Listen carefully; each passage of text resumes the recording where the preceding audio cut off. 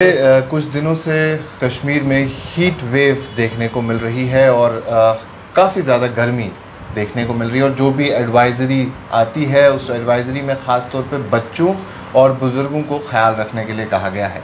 इस वक्त हम डॉक्टर सुहेल अहमद नायक साहब के साथ मौजूद हैं। ये एक पीडियाट्रिशियन है, एक सीनियर पीडियाट्रिशियन है। इनसे हम न सिर्फ बच्चों को किन चीज़ों का ख्याल रखना चाहिए उसके बारे में बात करेंगे, बल्कि ओवरऑल इन जनरल इस सिचुएशन में क्या कुछ करना चाहिए।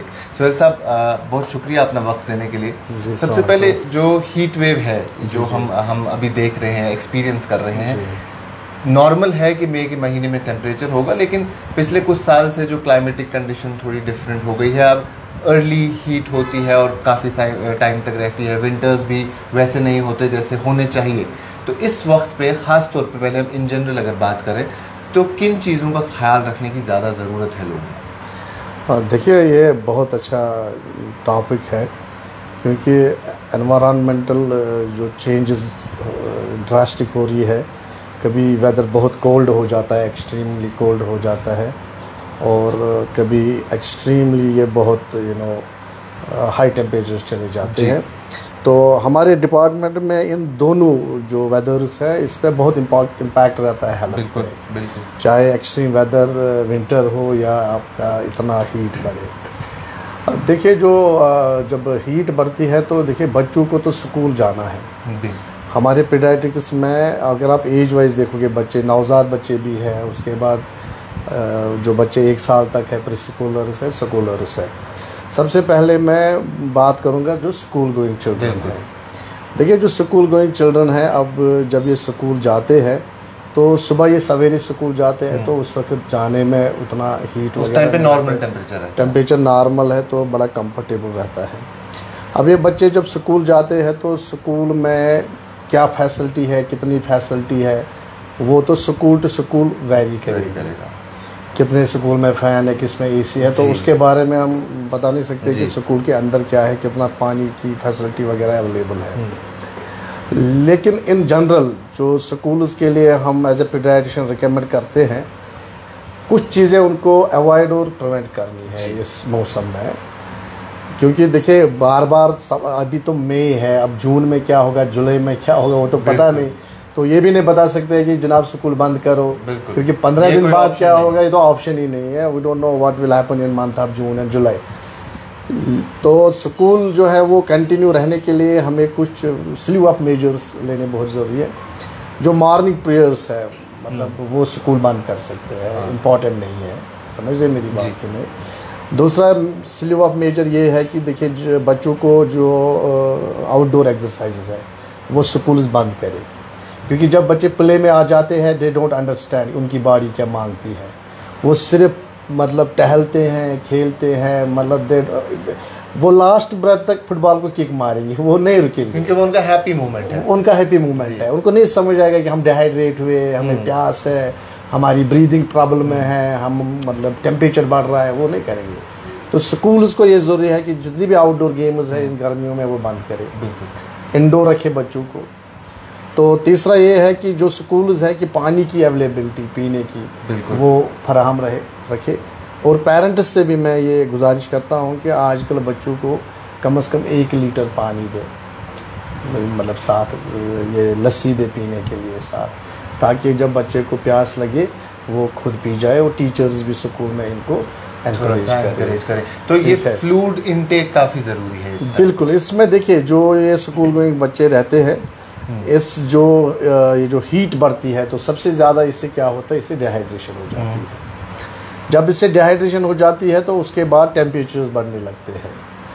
अगर एक बच्चे का टेम्परेचर हीट की वजह से, ये याद रखें मेरी बात, पूरी कौम याद रखे, टीचर्स सुने मुझे, अगर ये इसका टेम्परेचर हीट की वजह से 40 डिग्री सेंटीग्रेड से ऊपर या 104 फ़ारेनहाइट डिग्री से ऊपर चला गया, because of heat, because of this heat, not because of infection, because of heat, okay, उस पॉइंट पे जो हमारी बॉडी का थर्मो रेगुलेशन सिस्टम होता है वो ब्रेक कर जाता है, okay, और बच्चा चला जाता है हीट स्ट्रोक में, और जिसको आप हीट स्ट्रोक बोलते हैं। उस पे इस पॉइंट पे क्या होता है कि बच्चे का जो बॉडी का थर्मो रेगुलेटरी सिस्टम है, जो हमारी बॉडी का टेम्परेचर मेंटेन करता है, ये बड़ा एक रेगुलेटरी सिस्टम है। मतलब जितने हमारी कंप्यूटर्स या जितना आप इंटरनेट देख रहे हो ना, उससे भी हाई क्लास सिस्टम ये अल्लाह ने बनाया है। अगर ये सिस्टम ब्रेक हुआ, ब्रीच हुआ इस सिस्टम में बिकॉज ऑफ हीट, ये इरिवर्सिबल प्रोसेस है, हीट स्ट्रोक है। इसमें बच्चे को डेथ हो सकती है। अगर बच्चा बच भी जाएगा तो वो डिसेबल रहेगा थ्रू आउट लाइफ। तो ये काफ़ी ज़रूरी बात है समझने वाली कि अगर इस हीट से, जो नेचुरल हीट है, इससे हमारे बॉडी का टेम्परेचर 104 तक चला जाता है, चला गया तो हाँ, जिसको हम नॉर्मली याथिस वनान चाहिए किताब को, मगर it is not because of infection, it is because of heat. तो अगर ऐसा हो तो शायद कहीं ना कहीं काफ़ी सारी परेशानियां हो सकती है। सही आपने, हाँ, अगर इन्फेक्शन से आपको 104 चला जाता है वो प्रॉब्लम रिवर्सिबल है, वो रिवर्सिबल है। पैरासिटामोल दिया वो रिवर्स किया, लेकिन यहाँ पे वो जो थर्मो रेगुलेटरी सिस्टम है जी, वो ब्रेक होगा, उसका ब्रेक डाउन होगा, उसके बाद जो चीज़ें हैं वो प्रोग्रेसिव है, बच्चा मल्टीपल ऑर्गन डिस्फंक्शन और डेथ में भी। बिल्कुल, अभी हम स्कूल गोइंग चिल्ड्रन की बात कर रहे हैं डॉक्टर साहब, तो हम यूजुअली देखते हैं कि इस टाइम पे हम लिक्विड इंटेक बढ़ाने की कोशिश करते हैं, हम ग्लूकॉन डी देते हैं या ऐसी कुछ चीज़ें देते हैं जो बाजार में रेडीली अवेलेबल हो, लेकिन उसमें एट द सेम टाइम हम देखते हैं कि शुगर क्वांटिटी है या वो ओवरऑल हेल्थ के लिए अच्छा नहीं है। तो क्या ऑल्टरनेटिव्स है, और ख़ास तौर पे जो 3-4 साल का बच्चा है जो स्कूल जाना शुरू करता है, अप टू क्लास 10 भी अगर हम देखें, जो 15-16 साल का है, तो क्या कुछ होना चाहिए जो उनके लिक्विड इंटेक में हम यूज़ कर सकते हैं? ये बहुत अच्छा सवाल आपने पूछा। मैं आपके माध्यम से पेरेंट्स को बताना चाहता हूँ कि हीट में शुगरी चीज़ और जो बेवरेजेस है इनका इस्तेमाल ना करें इससे, हाँ, इससे ज़्यादा डिहाइड्रेशन हो जाता है। ओके, प्लेन वाटर, लस्सी या नींबू वाटर, ओके, या कोई इलेक्ट्रोलाइट वाटर, अगर वो तो चलो वो रिकमेंड नहीं करेंगे। घर की एक लस्सी, क्योंकि हम तो जनरल मासेस को एड्रेस कर रहे हैं, लस्सी दे दे थोड़ा नमक शुगर डाल के, या अपना ये जो प्लेन वाटर है या नींबू पानी दे दे साथ। बच्चे को काफ़ी 1 लीटर से ज़्यादा भी दे सकते हैं बच्चे को साथ। मैं आपके माध्यम से स्कूल वालों को भी ये गुजारिश करता हूँ कि किताबें वो कम कर दे इस मौसम में, ताकि उस किताब का वज़न जो है वो आज वाटर ले। मतलब बच्चों को बोले 2 किताब आप कम लाओ, लेकिन उसका जो वजन है वो पानी में आप स्कूल ले आओ, ताकि वो बच्चे पानी पीते रहें। तो ये चीज़ भी ज़रूरी हो जाती है समझना कि जो हम रेडीली अवेलेबल मटेरियल लाते हैं, जो हम देखते हैं टीवी पे या सुनते हैं, उनसे बेहतर है कि हम इस चमो साद त्रेश, इस चमो लेम त्रेश, इस मुल्लेस, मगर वो चीज़ों को हम अवॉइड करें। जो पेरेंट बाज़ार से किसी भी किस्म की बेवरेज खरीदता है या किसी भी किस्म का बच्चे के लिए डाइट खरीदता है, वो मुझसे डायरेक्टली एक बात सुने, वो चीज़ें नहीं खरीदता है, वो अपने बच्चे के लिए बीमारी खरीदता है। ओकेजनली जब सैटरडे हो, वीकेंड हो, घर में दे, लेकिन once in a while, not for school. Parent को ये समझना है जितना भी स्कूल जाएगा वो उनके किचन से जाएगा, चाहे वो दूध से दही से लस्सी बना के भेजे, चावल दे, जितना भी दे वो अपने किचन से दे, क्योंकि ये जो मंथ्स आने वाले, देखिए अभी मई चल रहा है, अभी आगे अभी और जून, जुलाई और अगस्त है, 3 महीने हैं। तो इन 3 महीनों को हमें हैंडल करना है, because education has to go, उसमें तो हम नहीं बोल सकते हैं, लेकिन करेक्टिव मेजर्स, गवर्नमेंट भी कुछ करेक्टिव मेजर्स ले सकते हैं। टाइमिंग को थोड़ा अर्ली कर दे, बात हो गई जरा सी टाइमिंग, बिल्कुल अर्ली स्कूल, अर्ली डिस्पर्सल हो सकता है। लेकिन मैं आपको बताऊंगा ये जो स्कॉर्चिंग हीट आज है, इसमें सबसे फ्रजाइल पॉइंट पता कहाँ पे है? वो है जब बच्चे स्कूल से घर आते हैं जी। देखिए यहाँ से सवेरे गए स्कूल, रूम्स में भी टेम्परेचर नहीं बढ़ता है, लेकिन जब बच्चे स्कूल से घर ट्रैवल करते हैं उस टाइम पे पीक टाइम होता है, उसमें पीक टाइम होता है, आपके जो सन है उसकी हीट बहुत तेज़ होती है, और गाड़ी में तो हमेशा एक ज़्यादा गर्मी रहता है। और बहुत से स्कूल्स में मुझे नहीं लगता बसों में वो फ़ैन वगैरह की फैसिलिटी भी होगी, ऑब्वियसली मुझे नहीं पता गवर्नमेंट का क्या स्टैंड है उस पर, लेकिन वो सबसे इसमें क्रिटिकल पॉइंट है। तो उसमें क्या करना चाहिए हमें, उसमें उस पॉइंट पे हमें स्कूल्स को छुट्टी होनी चाहिए जिस टाइम पे जो सन है वो उतना मतलब खतरनाक है, यानी हम सुबह 7 बजे से दोपहर 12 बजे ठीक है। हाँ, इसका मतलब यही मैं क्लियर करना चाहता हूँ। तो ये नहीं आना चाहिए पॉलिसी में कि भाई आप सुबह 8 बजे जाओ स्कूल और 1 बजे छुट्टी है, क्योंकि 1 बजे वो वाला पॉइंट है जिसमें आपका बहुत ज़्यादा तपिश होती है। तो मेरे हिसाब से अगर गवर्नमेंट को लेना होगा कोई भी डिसीजन, 7 से 12 मे भी, अगर बच्चे ब्रेकफास्ट के बगैर भी स्कूल जाए, नो इशू, 12 बजे आके वो घर में ब्रेकफास्ट करेंगे। That is one thing government can. तो जो आपने लिक्विड्स का कहा कि is there anything specific doctor साहब जो सॉलिड डाइट में हमें रखना है, उस चीज़ का ख्याल कि जो हम डाइट अपने बच्चों को देते हैं उसे रेगुलरली खावा, मगर इस टाइम पीरियड में जहाँ डिहाइड्रेशन या बाकी चीज़ों का, डिजीनेस का, चक्कर आने का खतरा रहता है, क्या इस टाइम पीरियड में अपनी डाइट में कुछ एक्स्ट्रा चीज़ ऐड करनी है जिससे ओवरऑल हम थोड़ा बेहतर रहें, स्टेबल रहें? देखो पर्टिकुलर मैं बच्चों का कहूँगा और जो स्कूल जाते हैं बच्चे, देखिए घर में तो आपका फ्रेश है, आपकी सब्जी, आपका चावल, आपका चीज़ राइस कुकर में है, आपकी सब्जी किसी कुकिंग वेयर में है, आप गैस पे गर्म करते हो, मतलब घर में तो आपको प्रॉब्लम है ही नहीं। ऑब्वियसली प्रॉब्लम जो है फ्रजाइल हमारे बच्चे, ये स्कूल जाते हैं, अगर ये चावल लेते हैं और माँ बाप इनको चावल के साथ कुछ मतलब मिला के दिया, कुछ तरी मिला के, दाल मिला के, इस गर्मी में बहुत से चांसेस है कि वो 3 ही घंटों में वो भी खराब हो जाए। बिल्कुल। अब माँ बाप को भी जो फूड मेजर्स है वो लेने हैं कि स्कूल टिफ़िन को ऐसा बनाए ताकि बच्चे को वो टिफ़िन भी ख़राब ना हो। बिल्कुल। तो अब तो मदर्स को मैं जनरल डायरेक्शन नहीं दे सकता हूँ कौन कैसे पकाएगी, कैसे टिफ़िन को प्रिपेयर करेगी, लेकिन ऐसा फूड चूज़ करे कि वो टिफ़िन भी ख़राब ना हो। से फॉर एग्जांपल रोटी और थोड़ी सी मतलब सब्जी दे दी या रोटी से कुछ दिया, और जब बच्चे घर पहुंचे तो घर में वो लंच कर सकते हैं। इस टाइम पीरियड में हमने अपने आसपास भी और कुछ लोगों से भी ये बात की, जब हमने उनसे कहा कि हमें एक पीडियाट्रिशियन से बात करनी है, उन्होंने कहा कि बच्चों में आजकल वो हेडेक कंप्लेन करते हैं। हाँ, खास तौर पे अगर हम क्लास 2nd, 3rd, 1st के बच्चे देखें तो उनको हेडेक का कंप्लेन है। Is it because of sunlight, direct sunlight, या और भी कुछ रीजन है जो इस टाइम पीरियड में? देखिए हेडेक आजकल के बच्चों में जो है ये कोई स्पेसिफिक डिजीज से नहीं होता है, मतलब it is not a specific मैं एक नाम लूँ उसी से होता है। बच्चे आते हैं आज हेडेक करके, कुछ बच्चे because of heat and dehydration, exhaustion, वही जो हम डिस्कस कर रहे हैं, उसकी वजह से हेडेक करके आते हैं, क्योंकि उनको फैमिली हिस्ट्री में कोई माइग्रेन कोई ऐसा रहता है तो वो आ जाते हैं। और पर्टिकुलरली दूसरा चीज़ है, आज वायरल इन्फेक्शन चल रहा है, तो वायरल इन्फेक्शन में उनको सोअर थ्रोट, फीवर, हेडेक और वॉमिटिंग रह जाता है, उसका भी आज फ्रीक्वेंसी थोड़ा ज़्यादा है। और तीसरा ये जो पोलन सीजन है, इसमें भी बहुत से बच्चों को आजकल एलर्जिक राइनाइटिस और चेस्ट सिम्टम्स आ रहे हैं, और बहुत से बच्चों को ना जो एडोलसेंट टीनेजर्स है उनको साइनोसाइटिस भी हुआ उससे, और उनको भी इससे हेडेक हुआ। तो इससे पहले हम हीट वेव को कंक्लूड यहाँ करेंगे कि हमें ज़्यादा से ज़्यादा लिक्विड इनटेक इसमें खास ख्याल रखना है, बेवरेजेस जो बाहर की उन्हें अवॉइड करना है, सादा पानी, नींबू पानी। कंक्लूजन में आपको 3 चीज़ें बताऊंगा, कहाँ पे इम्प्लीमेंट होगी मेरे हाथ में नहीं, not a policy maker. Early schooling, early dispersal, जो माँ बाप है एडुकेट बच्चों को फ्लूइड साथ दे इन द फॉर्म ऑफ दही, लस्सी, वाटर। स्कूल की जो मॉर्निंग प्रेयर है बंद, और स्कूल में जो आउटडोर एक्टिविटीज़ है वो हॉल्ट कर दें, उनको हॉल्ट करो, कोई इशू नहीं। तो अब ये इम्पोर्टेंट उन लोगों के लिए जो हीट के बारे में सोचते थे, लेकिन जो डॉक्टर साहब आपने पोलन की बात की, ये सीजन रहता है हमें कश्मीर में जहाँ पोलन हर जगह होते हैं, कॉटन ही कॉटन देखने को मिलता है, न सिर्फ बच्चे बल्कि बड़े लोग भी इससे काफ़ी परेशान होते हैं। तो बच्चों में अब उनका शायद इम्यूनिटी ज़रा कम रहती है, तो वो ज़्यादा शिकायत करते हैं इस चीज़ की। तो किन चीज़ों का ख्याल रखना है पोलन के सीज़न में, और क्या क्या चीज़ें बच्चों को करनी चाहिए? देखिए बहुत अच्छा सवाल है। हमारे जितने भी कश्मीर के बच्चे हैं, मैंने देखा कि महीनों 2 महीनों 3 महीनों से बच्चों को खांसी आ रही है जी, कंटिन्यूसली 3 महीने से, और माँ बाप जो है वो उनको काफ़ी दवाइयाँ खिला चुके हैं, और माँ बाप परेशान है कि आखिर ये क्या हुआ हमारे बच्चे में। विंटर में तो बच्चा बिल्कुल ठीक था, हम मतलब जम्मू में थे, दिल्ली में हमें तो प्रॉब्लम नहीं है, आखिर क्या ऐसा हो रहा है कि 3 महीने से हमें खांसी कंट्रोल नहीं हो रही है। आप समझ लो कि नहीं? तो ये प्रोग्राम एक अपॉर्चुनिटी है उन लोगों को मेरे मुंह से सुनने के लिए कि ये क्या प्रॉब्लम है। मैं उनको कुछ क्लियर कट चीज़ें बताऊंगा, उनको समझ आए।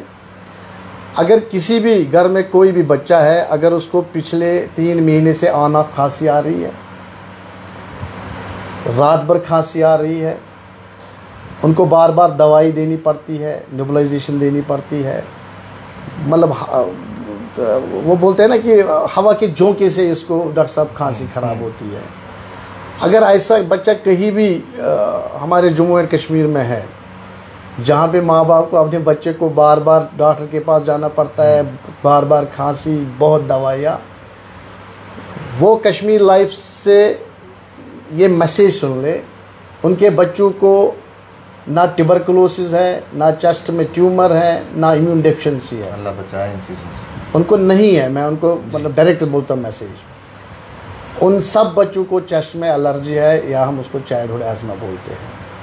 अच्छा। उन बच्चों को मैं आपके माध्यम से पेरेंट्स को ये गुजारिश करता हूँ, उन बच्चों को ज़्यादा दवाइयाँ मत खिलाओ, उन बच्चों को पीडियाट्रिशियन के पास लो। और मुझे लगता है पेरेंट ही अब इस स्टेज पे डॉक्टर को बोलना चाहिए कि मेरे बच्चे को इन्हेलर दे दो। देखिए इन्हेलर होता है एक दवाई, अगर आप मुझे इजाज़त दें मैं आपको दिखाता हूँ इन्हेलर थोड़ा सा। ये होते हैं इन्हेलर्स जी, जो एज़मा के पेशेंट, एज़मा के, हाँ, यहाँ माँ बाप डरते हैं और अपने बच्चों को ख़राब करते हैं जी। ये इन्हेलर्स होते हैं, और इन्हेलर भी मैं दिखाऊंगा आपको थोड़ा सा। ये वाले इन्हेलर्स, ये इन्हेलर्स होते हैं। तो ये चीज़ एलर्जी का इलाज है। ओके। आपके माध्यम से मैं लोगों को ये बताऊं, वो डरते हैं इस चीज़ से। ओके। इस चीज़ से नहीं डरना चाहिए। मैं आपके माध्यम से माँ बाप को ना, क्योंकि मुझे लगता है बच्चे बहुत सख्ती में हैं as a paediatrician, you know we are as a paediatrician I am you know voice of these kids. यहाँ दर्द है, बहुत माँ बाप दर है, हमें क्या हुआ जी। मैंने देखा बहुत से माँ बाप अब डॉक्टर को छोड़ के ना आस्थानों की तरह रुख करने लगे हैं कि कहीं फर्क नहीं हो रहा है, कोई चीज़ कर रहा है, क्योंकि वो कंटिन्यूस इलाज करते आ रहे हैं और इलाज करते आ रहे हैं। लेकिन एलर्जी का थोड़ा एक मॉड्यूल मैं आपको सुनाऊं, क्योंकि एलर्जी में मैंने एक स्पेशल ट्रेनिंग कर रखी है। ये नॉर्मल लंग है, अगर आपकी कैमरा में ये फोकस होता है तो ये एक नॉर्मल लंग है। इसमें आप देखिए डायमीटर बड़ा है जी। और इसमें आप देखोगे ये जो कलर है ये हमने ब्लू करके रखा है। इस ब्लू कलर का मतलब है ये एक नॉर्मल लंग साफ है, इसमें कोई किसी किस्म की परेशानी इन्फेक्शन नहीं। बिल्कुल हाँ, तो अगर नॉर्मल लंग है तो ये इतना साफ, ये एक मॉडल है पेरेंट्स, मॉडल है। सही। अगर आपके बच्चा एलर्जिक है, ओके, कैसे पता लगेगा एलर्जी? मैंने आपको बताया फैमिली में एलर्जी है, आपके बच्चे को महीनों से खांसी आ रही है, कभी ठीक कभी खांसी, फर्क नहीं हो रही है, रोज दवाइयाँ देनी, आप डॉक्टर शॉपिंग कर रहे हो, आप रोज दवाई ले रहे हो, ये सिस्टम बंद करो और इसको मानो ये एलर्जी है। और एलर्जिक लंग आपका ये है। आप डिफरेंस देखिए, डायमीटर कम है, ये पूरा रेड है, और रेड का सिग्नल है ये इन्फ्लेम्ड लंग है। ये चीज़ दवाई से ठीक नहीं होगी जब तक आप इस चीज़ को, ये इनहेलेशन थेरेपी नहीं करोगे। ये दवाई जो है ना ये ऐसे इसमें डायरेक्ट जाती है। मैं कैमरा को दिखाऊंगा, ये देखिए ये दवाई स्प्रे इसमें डायरेक्ट जाएगा और ये खुल जाता है। ये बिल्कुल इसका इन्फ्लेमेशन ठीक होगा और ये वापस ऐसा हो जाएगा। अब देखिए माँ बाप अगर ये वाला ट्रीटमेंट नहीं करते हैं तो उनके बच्चों को इस पोलन से, इस डस्ट से, इस चीज़ से विदाउट ट्रीटमेंट उनका लंग ऐसा हो जाएगा। अब आप कंपेयर कीजिए, इसमें और डायमीटर खत्म हो चुका है, इसमें आप देखते हो म्यूकोपैरुलेंट सैचुरेशन है, और तो ये यहाँ से होते हुए यहाँ चला जाएगा।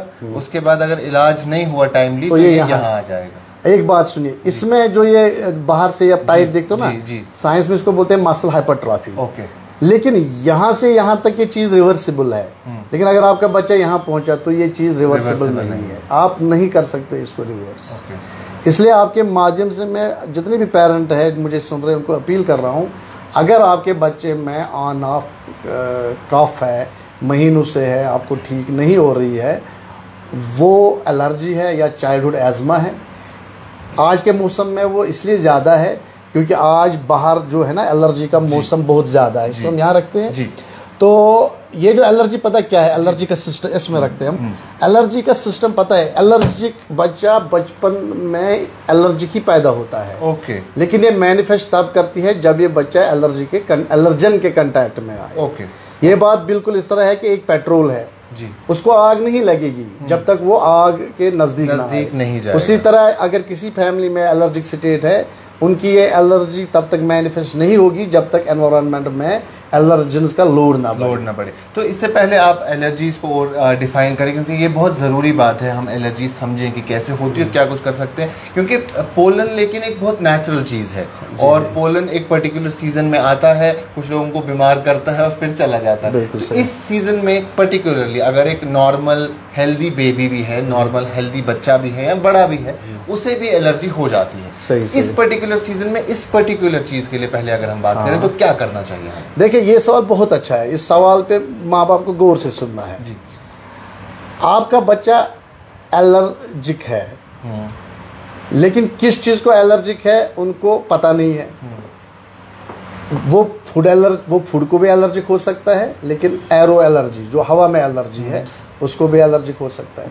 से फॉर एग्जांपल एक बच्चा है, ये आप ये बात समझना मैं क्या बोलना चाहता हूँ।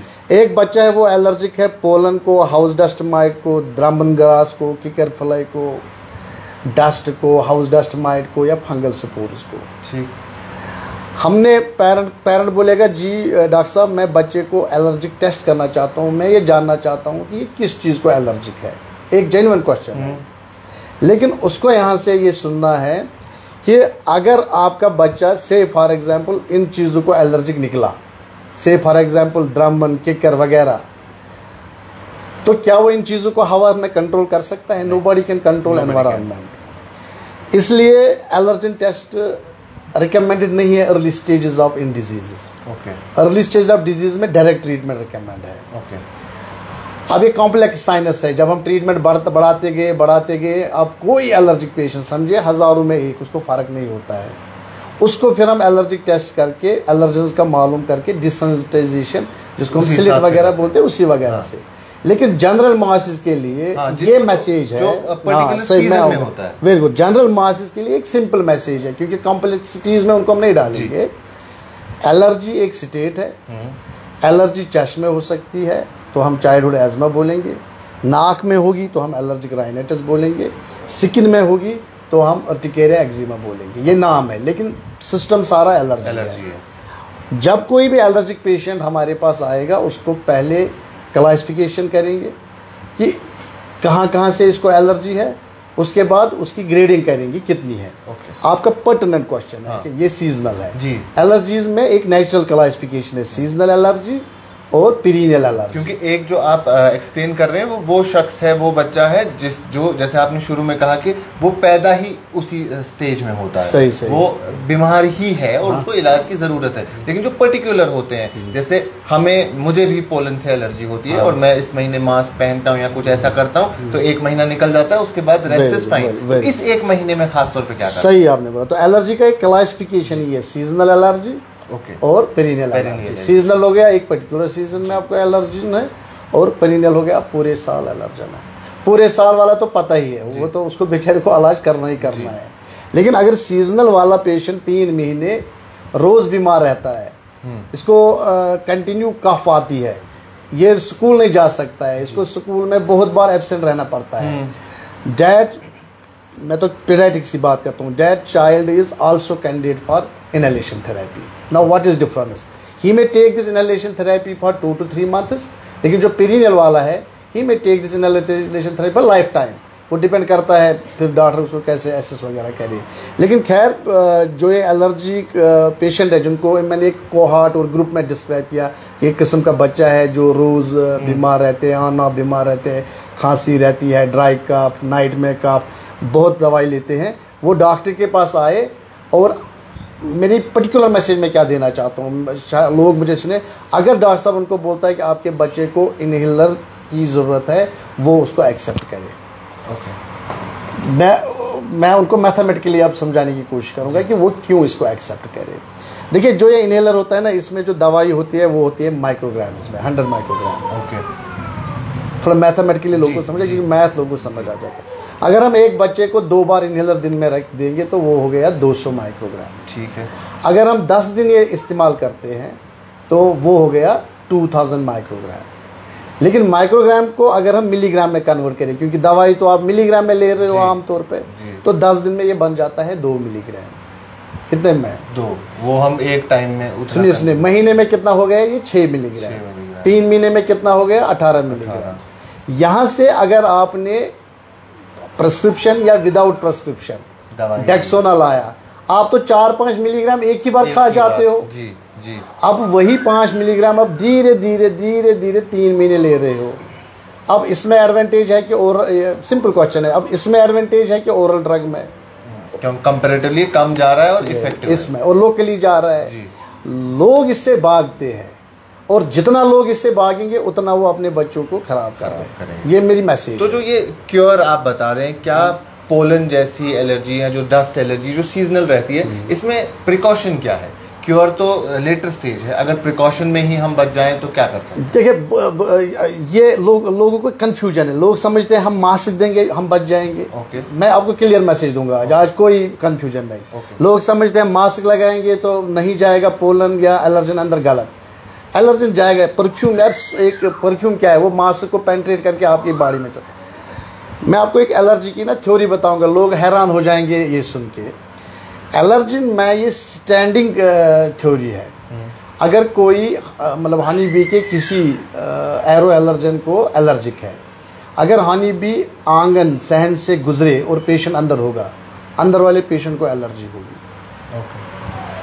क्रिटिकलिटी देखो इस सेंटेंस पे। अब मास्क वगैरह यार क्या हो, मास्क प्रिकॉशन नहीं है, बिल्कुल ये गलत है। प्रिकॉशन क्या है फिर? Very good. एलर्जी जो एलर्जिक स्टेट जो है ये इम्यून डेफिशिएंसी नहीं है, ये इम्यून एक्सेस है। इसमें एक इम्यूनोलॉजिकल एक्सिस जो है ना वो ज्यादा है, जिसको हम बोलते हैं इजनोफिलिक एक्सिस साइंस में, या आईजी एक्सिस।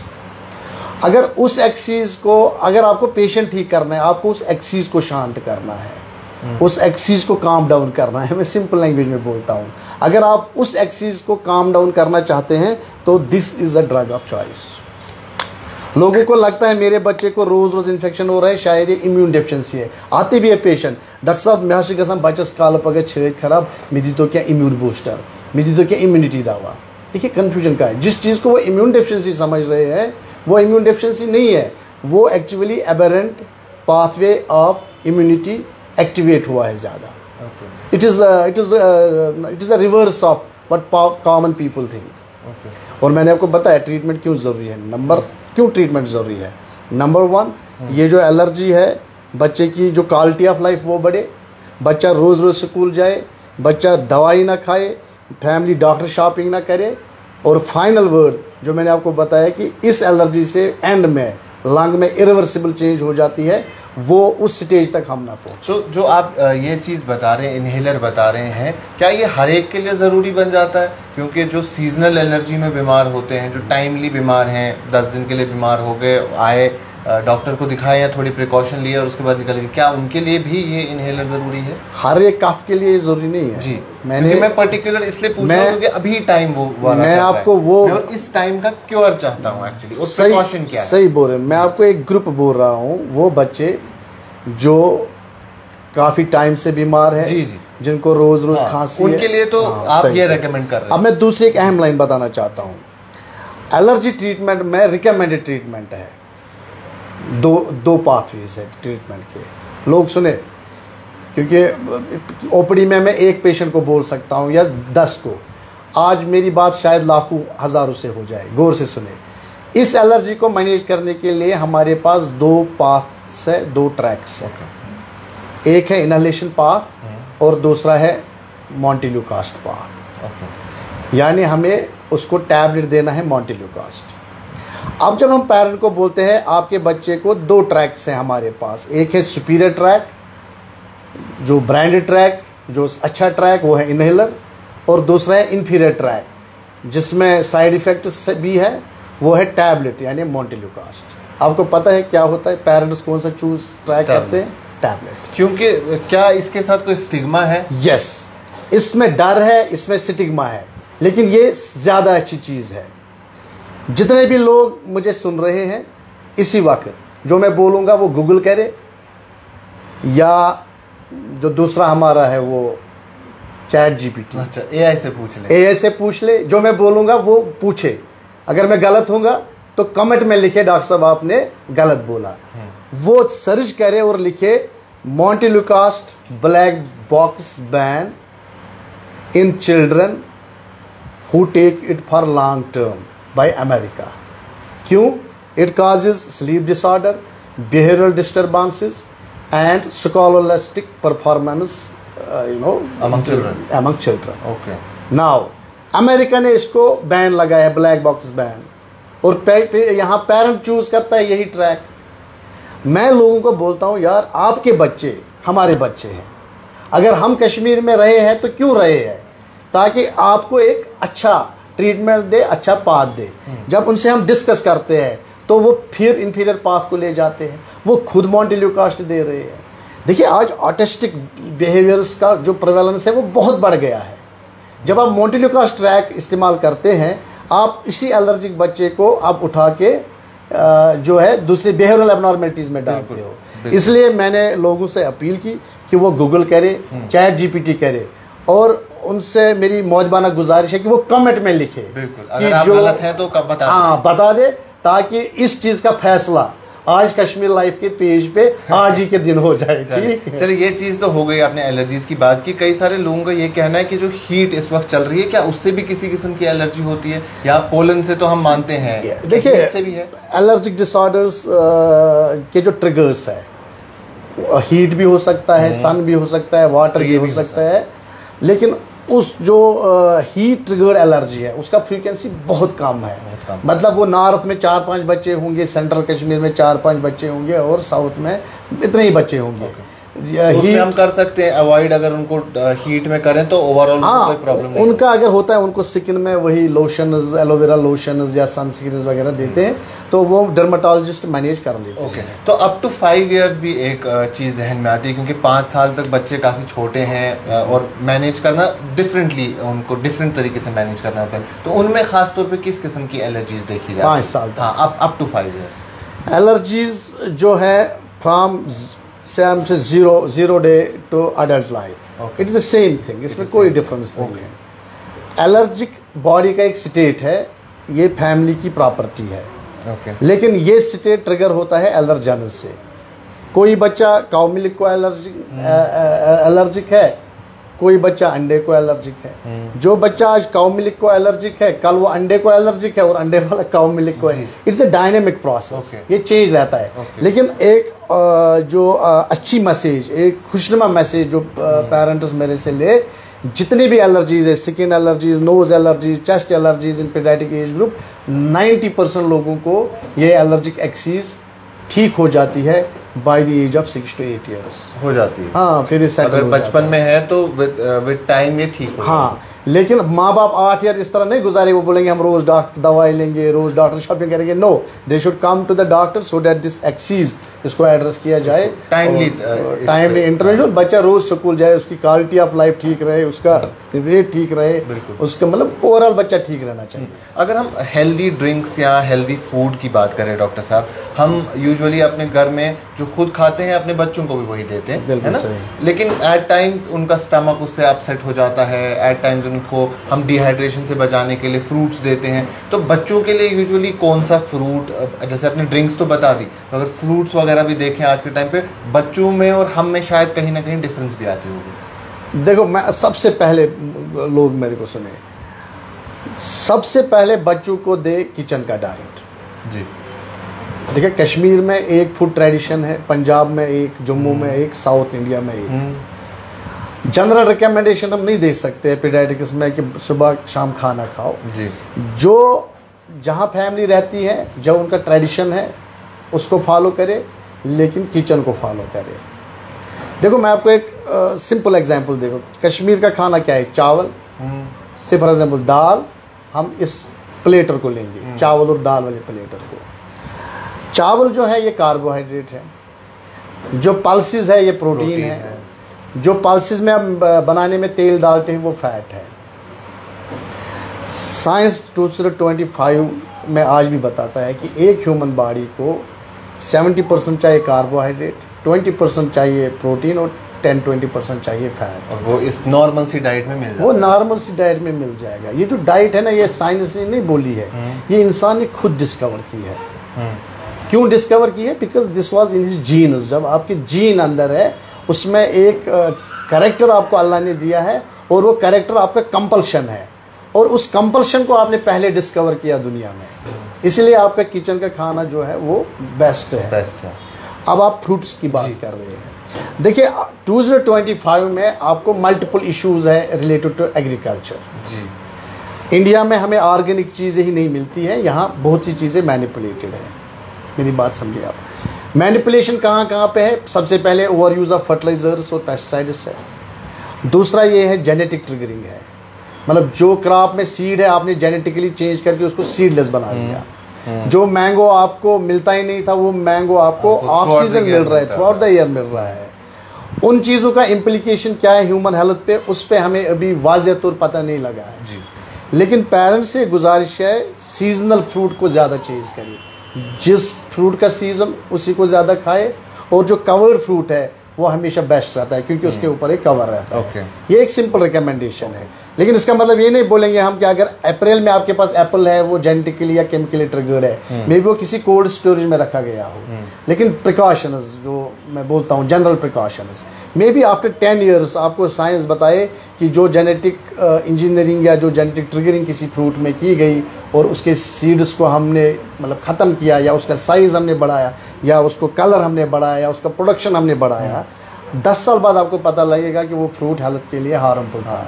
तो यानी आप कहते हैं कि अगर वाटरमेलन का सीजन है तो वाटरमेलन खाएं, मैंगो का है तो मैंगो खाएं, अगर वो ऑफ सीजन फ्रूट है तो अवॉइड करें, थोड़ा अवॉइड करें, थोड़ा मालूम करें क्या ये स्टोर में था या इसमें ट्रिगरिंग है। तो इसके अलावा कोई एनर्जी ड्रिंक हम ले सकते हैं बच्चों के लिए? नहीं, कुछ रिकमेंडेड नहीं। एनर्जी आपका चावल है, किचन डाइट है, और ड्रिंक आपका वाटर है। दिस इज वेरी इंपॉर्टेंट कि अपने किचन का, जैसे हमारे घरों में अक्सर बात होती है कि घर का खाना सबसे बेहतर है, सबसे बेहतर। तो एक और चीज है कि अगर आप इनहेलर्स की इतनी बात कर रहे हैं तो किस टाइप का इनहेलर हमें इस्तेमाल करना चाहिए एलर्जीज के दौरान? क्या ये पेशेंट टू पेशेंट डिपेंड करता है या इन जनरल कोई एक चीज है? देखिए बच्चों में, देखिए ऑब्वियसली आपका बहुत अच्छा सवाल है, बच्चा तो ये इनहेलर नहीं कर सकता है।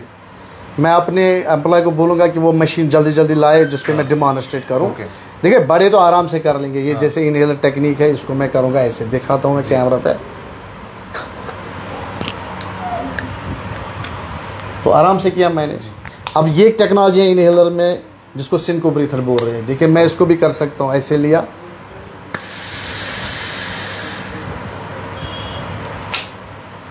सही है कि नहीं? लेकिन अब जब बच्चा है तो बच्चे इनके साथ कोऑपरेट नहीं कर सकते हैं, लेकिन साइंस जो है, साइंस हमेशा 10 कदम आगे होती है। साइंस को पता है एक बच्चा है और बच्चे को भी वही प्रॉब्लम है जो अडल्ट है, ह्यूमन बच्चा है। आप देखिए बच्चा तो इंसान का ही बच्चा है, जो डिजीज इंसान में छोटे बच्चे में होते हैं वो बड़े में होती है। जैसे आप बोलते हो ट्यूबरकुलोसिस, बच्चे में भी हो जाता है, बड़े में भी हो जाता है। आप बोलते हो कैंसर, बड़े में भी हो जाता है और छोटे में भी हो जाता है। देखिए इसमें ये टेक्नोलॉजी आई है, मैं इसको खोलता हूँ, कोई बात नहीं। अब बच्चा जो है इसको नहीं कर सकता इनहेलर को, उसके लिए एक टेक्नोलॉजी है, ये देखिए ये इनहेलर टेक्नोलॉजी होती है। हम क्या करते हैं, इसको यहाँ लगाते हैं, ये देखिए ये हमने यहाँ लगाया, इधर फिक्स हो गया ये। समझे ये बच्चा है, जिस तरह न्यूबलाइजर करते हैं उसी तरह उसको रखना है, ये नोज और मुंह पे, यहाँ से हमने पंप किया। आपने ये 30 सेकंड टू 1 मिनट रखना है, बच्चा आपका ये दवाई अंदर लेगा। अब एडवांटेजेस देखिए, जो दवाई आप न्यूबलाइजर में डालते हैं वही दवाई इसमें है, वही दवाई सेम। अब न्यूबलाइजर और इसमें क्या फर्क है मैं बताता हूँ। ये छोटा है, हैंडी है, आप मायके जाते हो साथ ले जाओ, पावर की जरूरत नहीं है। न्यूबलाइजर आप 5 मिनट करते हो, ये 30 सेकंड में कर लेते हो। न्यूबलाइजेशन रूम को होती है, वो सारा ज़ाया हो जाता है 90%, और ये ज़ाया नहीं होता, ये 50% आपके लंग में डिलीवर हो जाता है।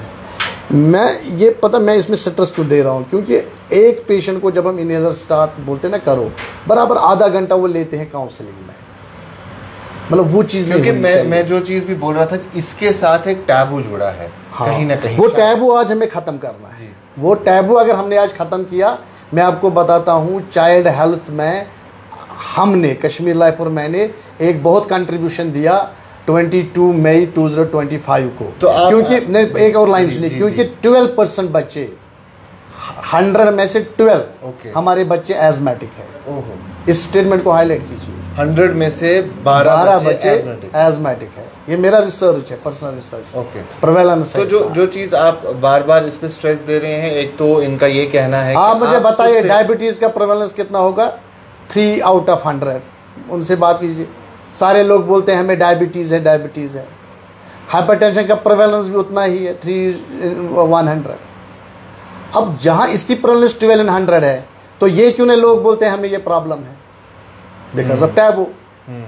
वो एक चीज है। अगर सारी कश्मीर बोलती है जनाब यहाँ हर एक को डायबिटीज है, तो पूरी कश्मीर ये क्यों नहीं बोलती है यहाँ चाइल्डहुड एजमा कॉमन है। बिल्कुल सही। और जो इनका क्लेम है वो साथ ही साथ ये भी कह रहे हैं कि अगर जो इन्होंने इसके साथ दवाई भी बताई कि आप वो अपनी लेवल पे रिसर्च करें और किसी डॉक्टर से भी कंसल्ट करें, ताकि आपका कहीं ना कहीं जो जहन में गुमान रहता है, शक रहता है, क्योंकि इंसानी फितरत है, तो अगर वो रहता है आपको वो चीज भी क्लियर हो जाएगी। और मैं ये भी बोलता हूँ, जब आप ये पूरा साल करोगे आप 10 से लेके 20 मिलीग्राम का दवाई का इस्तेमाल करते हैं टोटल। और वहाँ हम काफी ज्यादा, अगर आप 2 दिन में ही करते हैं। बिल्कुल 2 दिन में करते हैं, इन्वेस्टमेंट करते हैं और फायदा उसका 2 दिन रहता है। 2 दिन रहता है फायदा उसका, 2 दिन रहता है। तो ये एक इम्पॉर्टेंट चीज यहाँ बन जाती है कि अगर आपके बच्चे, सबसे पहले तो आप एक जेन्युइन पीडियाट्रिशियन के पास जाएं, जो जिसके पास आप जाना चाहते हैं। आप डॉक्टर साहब के पास आना चाहते, आप यहाँ आ सकते हैं, किसी और के पास जाना चाहते हैं वहाँ जाएं। लेकिन ये चीज़ पे ये स्ट्रेस दे रहे हैं, ये आप अपनी लेवल पे भी चेक करें, ताकि जैसा इन्होंने अपनी रिसर्च कोट की और वो काफ़ी एक कंसर्न है कि 100 में से 12 बच्चे ऐसे हमारे कश्मीर में हैं जो एजमेटिक हैं। तो वो कहीं ना कहीं आगे जाने वाले वक्त में प्रॉब्लम बन सकती है। जो हमारा माहौल है, हमारा एनवायरनमेंट है, हमारी क्लाइमेटिक कंडीशन है, उसमें अगर ऐसे बच्चे हों तो उन्हें ओवरऑल अपनी ज़िंदगी जीने में परेशानी होती है, क्योंकि ये बेसिक है, सांस लेना बेसिक है। और सांस लेना हमारी जिंदगी है, हमने सांस लेना बंद किया तो लंग हमारा फिल्टर है। मैं आप लोगों को बोलता हूँ, लंग हमारी बॉडी का फिल्टर है, जहाँ से ऑक्सीजन अंदर जाती है और कार्बन डाइऑक्साइड बाहर आ जाती है। देखिए जहाँ भी आप इंसान को छोड़िए, अगर आपके गाड़ी के फिल्टर में थोड़ा गर्दा आ जाए उसको भी दम हो जाता है। तो इंसान का बच्चा ये बेचारा कहाँ खेलेगा, रात भर खांसी, दिन भर खांसी, खेल नहीं सकता, साइकिल नहीं चला सकता, रोज रोज आप उसको दवाई ठोकते हो, रोज रोज डॉक्टर के पास जाते हो। तो मेरे हिसाब से इस प्रोग्राम से जो पेरेंट्स है वो मुझे लगता है अवेयर होंगे कि अगर उनके बच्चे को एक क्रॉनिक प्रॉब्लम चेस्ट में है तो वो क्रॉनिक डिजीज़ है, और क्रॉनिक डिजीज़ में वो हाईएस्ट प्रोबेबिलिटी है वो चाइल्डहुड एजमा होगा, और बहुत रेयरली कभी वो टीबी होगा। मतलब मैं बताता हूँ, सपने में भी ये नहीं सोचूंगा, बहुत कम कभी वो ट्यूमर निकलेगा, बहुत कम, उसके चांसेस बहुत कम है। एस्मा के चांसेस बहुत ज्यादा है, 110%, 110%। अगर मुझे कोई फ़ोन करेगा बच्चे को 3 महीने से खांसी आ रही है, मैं उसको फ़ोन पे बताऊंगा आप उसको इनहेलर करो, और मैं वाजे करूंगा आपके सामने, मैं कभी उसको नहीं बोलूंगा आप एक्सरे करो, मैं उसको बोलूंगा इनहेलर करो, मुझे 20 दिन बाद फ़ोन करो। अगर आपके बच्चे में फ़र्क हुआ, क्वालिटी ऑफ लाइफ इम्प्रूव हुआ, इसको कंटिन्यू करो। बिल्कुल। तो ये कुछ बहुत इंपॉर्टेंट चीज़ें थी जो डॉक्टर सुहेल ने हमें कही, लेकिन इसके साथ मैं 1-2 मिनट आपकी ओर लेना चाहूँगा। एक जो हम ओवरऑल मौसम देखते हैं, क्या बदलते मौसम के साथ साथ बच्चे का मूड भी बदलता है, उसमें भी कुछ चेंजेस देखने को मिलती है हमें? सर ये बहुत बढ़िया सवाल आपने पूछा। आपको पता है सीज़न से बॉडी का हर एक चीज़ बदल जाता है। जैसे सीजन के साथ नहीं बदलता है। मैं हाँ सही आप सुनिए मेरी बात। अगर आप साइकेट्रिस्ट को पूछोगे ना, वो भी आपको बोलेगा सीजनल डिप्रेशन, सीजनल साइकोसिस, बोलेगा किसी पेशेंट को ना हमेशा मार्च में डिप्रेशन होता है। ये टर्म है, साइंटिफिक टर्म है सीजनल डिप्रेशन, लोग गूगल करें। इसी तरह सीजनल एलर्जीज, पर्टिकुलर सीजन में एलर्जी होना। आपको पता है यहाँ बहुत लोग कश्मीर जम्मू जाते हैं विंटर्स में, क्योंकि मैं कश्मीर में ही प्रैक्टिस करता हूँ। हमारे भी बहुत पेशेंट ना जम्मू चले जाते हैं, वो 3-4 महीने बाद वहाँ से वापस आते हैं और फिर वो एलर्जी में फंस जाते हैं, फिर हमारे पास आते हैं और वो हमें पूछते हैं, डॉक्टर साहब आखिर ये क्या मसला है। जैसे हम जम्मू जाते हैं या दिल्ली जाते हैं, हमारे बच्चे की जो खांसी है ये ठीक हो गई, 3 महीने हमने कोई डॉक्टर नहीं दिखाया। जैसे हम यहाँ आए तो यहाँ फिर वही निज़ाम शुरू हो गया। आप देखिए जम्मू और कश्मीर में कितनी फ़र्क है। यहाँ कितना बड़ा हार्टिकल्चर है आपका, कितने पेड़, कितनी ग्रीनरी, कितने पास्चर्स, कितने माउंटेन्स। आपको जम्मू में हार्डली कोई पेड़ देखने को मिलेगा, मतलब पोलन वगैरह तो पेड़ से आते हैं ना, जम्मू में नहीं मिलते हैं आपको। जब आप कश्मीर में आते हैं, यहाँ बहुत ज़्यादा प्लांटेशन है, बहुत बड़ा हार्टिकल्चर सेक्टर है, तो यहाँ जो एलर्जी का मौसम है, प्लांट ट्रिगर, पोलन ट्रिगर, वो बहुत ज़्यादा है यहाँ पे। तो उसमें मूड पे क्या असर पड़ता है, इस सीजनल शिफ्ट जो? हाँ, वो अलग चीज़ है कि मूड और सीजन, वो आपने मैंने बोला आपको कि सीजनल डिप्रेशन और हो जाता है। देखिए वो क्या होता है, आप पहले मैं आपको बेसिक चीज़ बताऊंगा। जो आपकी स्लीप है ना, it is directly connected with sun. पहले आप इस चीज़ को समझो। जब आप सुबह उठते हैं, जैसे आपके आँख में जो सन की रोशनी चली गई, अंदर ग्लैंड होता है, पाइनियल ग्लैंड, वहाँ से मेलाटोनिन निकल के आपकी स्लीप को सेट करता है। इसी तरह ये जो आँख है ना, ये कनेक्टेड है दुनिया से, और बाकी जितने दुनिया के स्ट्रेसर्स आपको है, ये चीज़ें अंदर हमारे ब्रेन में एक ट्रांसमिशन रहता है, एक रहता है इलेक्ट्रिकल ट्रांसमिशन और दूसरा रहता है न्यूरो ट्रांसमिशन। उसमें न्यूरो ट्रांसमीटर्स होते हैं, उनका नाम मैं लूँगा जस्ट लोगों को अंडरस्टैंड करने के लिए, सेरोटोनिन, नॉरएपिनेफ्रिन, डोपामाइन, समझ लो कि नहीं। किसी मौसम में किसी पेशेंट को इनका लेवल ऊपर नीचे करता है। It is not the only reason, that patient has actually some stressors, some genetic tendency, ये एक रीज़न है। जैसे वो उस मौसम में घुस जाएगा, उसको फुल ब्लाउन डिप्रेशन उस मौसम में होगा, जिसको साइकियाट्रिस्ट बोलते हैं सीजनल डिप्रेशन। तो सिंपल मैसेज ये है, सीज़न जो है ये बहुत सी डिजीज़ को डिटरमाइन करता है, एज ए वेरिएबल ट्रिगर भी करता है।